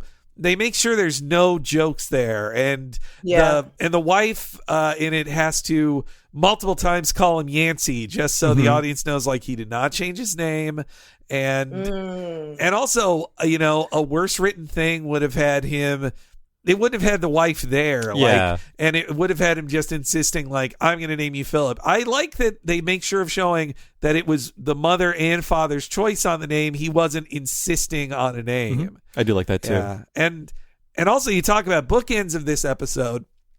The episode begins with a young Yancey pissed off that he can't be named Philip, and then he makes Fry cry. And in this ending, he gives the name Philip to his son and makes his son laugh. So, that's great because but they both take place in a hospital nursery. Yes, both scenes. I wasn't even thinking about that. It's great. It's just so touching, and to see, I mean, the look on Fry's face, that the fade to white as he is reading the information that the flashback will then reveal, like that Fry feels like the the worst guy in the world, that he assumed all these things about Yancey, and it turns out that Philip exists as a tribute to him, and it's like brotherly love sent forward 1,000 years into the future. Like it's just so beautiful. Like, yeah, it's hard not to get part of it is also like as the audience, I feel in a way a little bit tricked to be a bad person, for myself as an audience, to believe in, even though like the timing doesn't seem right, and something's kind of weird, but you're believing in Fry, like, yeah, that guy's a jerk. And then in just this one scene, you see Yancey mature, like he's a grown adult man, and he's on his own journey. But in some ways, as an audience, I was like, oh, he's still that asshole kid. And I just feel like shame on me as an audience to believe in all of this. That's true. I mean, this is a flashback that we don't see from Fry's perspective. Yeah. By going through this journey with Fry, you are assuming all the same things. So it does emotionally, in a good way, manipulate you through drama that makes you also feel like Fry in that moment, that you assume the worst about Yancey. And so seeing that he was such a great guy and did such a great thing in tribute to the brother who he truly loved, like it makes it all the more touching. Which is why it sucks that right next to that is a joke about Bender robbing his like stealing his wedding ring. Yeah. Let's hear. I always felt like Fry should tell him, like, please put that back. Yeah. Put his wedding ring back, please. Let's hear that in our final clip. Here lies Philip J. Fry, named for his uncle, to carry on his spirit. Hey there! I got the clover, plus his wedding ring. Sorry, ladies, I'm ticking. Hey, Fry, you want me to smack the corpse up a little?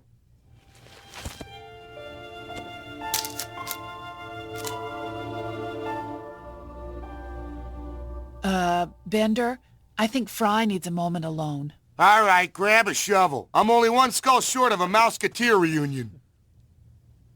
Don't you forget about me. I'm not going to play the whole thing. It's on Spotify. Simple Minds. Don't you, and then parentheses, forget about me. Yeah, that song, as it works in the film Breakfast Club, is a really good song. But when I think of that song, I think of this ending. Like, I think of a zoom away from an outer space cemetery. You don't think about the Family Guy episode it was used in before this? That's, see, all right. I don't want to make this about how Futurama is better than Family Guy, but Futurama takes that song from the movie and recontextualizes it for its own meaning in a different setting, and even just taking it from the Breakfast Club soundtrack being a plot point in the episode. When Family Guy uses this song, it's for Brian to give the exact speech that Bender gives at the end of the movie and then pose like Bender does. Like that is a difference in style. It's just inserting a character and just making a direct parody. But yeah, I like how it's thematically appropriate because of the lyrics, and also the Breakfast Club soundtrack was an important part of the story, plot-wise. And yeah, it's just such a beauty. I mean, it's also a great song. Like I do like that song a lot, but yeah, that just Fry crying at the side of the exhumed body of his nephew, and then it's just bones at this point. It's not like that bad, but also that makes me feel better. In my head, how I envisioned it with this current watching is like, ew. His body's just there, and Bender's gonna like smack it around. I really didn't, it didn't really kind of gross me out before, but then now it's kind of like, oh, that's a little bit too soon right now. You're right. They're bones. It might be just dust. It's been a 1,000 years. I don't know how bodies decompose. I'm sure there's lots of research done on that, but I'm pretty sure you're in Skeleton Town at that point. Yeah. Hey, I'll just say this. If John Larroquette's spine still exists as bones that Bender can take, then a contemporaneously aged Philip of the year of the 2000s would also just be down to bones then too. That's the guess I'm making. But yeah, and also, Leela has to walk Bender away because she's like, "You're enough, Funny Town. Let's just have Fry feel this thing right now. Get the jokes out here."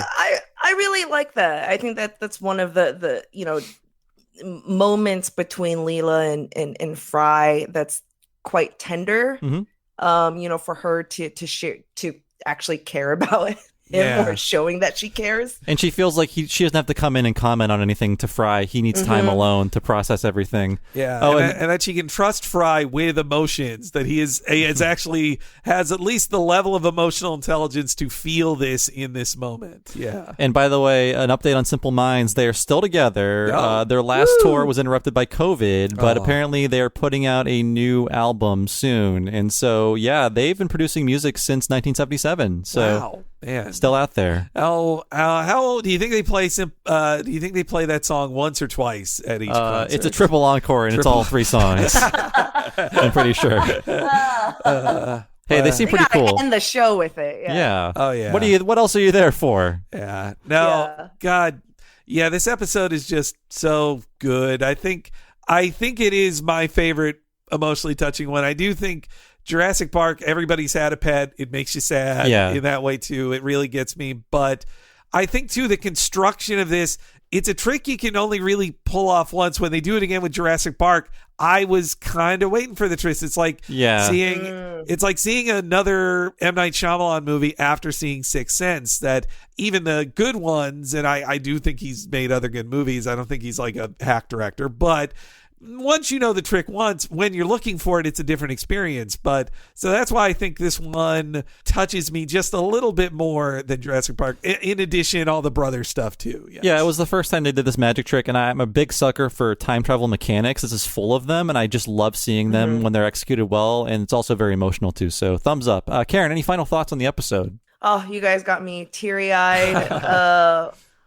Thank you guys for going through, letting me in on this and then kind of living through. I love seeing Henry and Bob, you guys' friendship and like conversation, and your observations are so astute, and you're so knowledgeable. So that was such a pleasure. You know, I think going back to the sentimental episodes, I think this one, you know, Jurassic Park in a way is a little bit of a cheap kind of tearjerker. But the other episode, and you guys probably know this better than I do, I don't know if it was before this episode or in a later season, was when Leela gets stung by a bee. Oh yeah, that'll be coming up in the 4th season, towards the end, I think. Yeah, the sting. And that gave me kind of similar vibes to this episode too, where you're kind of on a journey as the characters are figuring out what's happening at the same time in the show. Just like, you know, we're kind of like, you know, with Fry for this episode, figuring out what the mystery is. And I think that episode is very touching as well. Probably another episode that made me cry. But this one definitely was just me in that room. I remember with tears just streaming down my face over this cartoon. It wasn't about romance. It was, you know, about sibling love, which is something that, you know, we don't really see, I feel like, that often on TV or in movies. And so just beautiful. This is probably one of my favorite episodes, the favorite episode of all time. I can't believe we went from laughing about horse Pepsi to crying about Fry's brother. The show journey can take you so many places. But thank you, Karen Chu, for being on the show. Where can we find you online? And of course, Good Job Brain is coming back in just a few days as of this posting. So please, where can we find you and the podcast? You can find us on all podcast apps, Apple Podcasts, Google Podcasts, on our website, goodjobbrain.com, and also on Twitter and all the social, Good Job Brain, one word. And, you know, hoping to spread the world with some amazing trivia about our little world once again. No, I'm so happy you guys have started it back up. That is so great. I'm sure so many people are so excited to hear you guys once more. Mm-hmm. So thanks again for listening, folks. We'll see you next time for the Bird Bot of Icecatraz, and we'll see you then.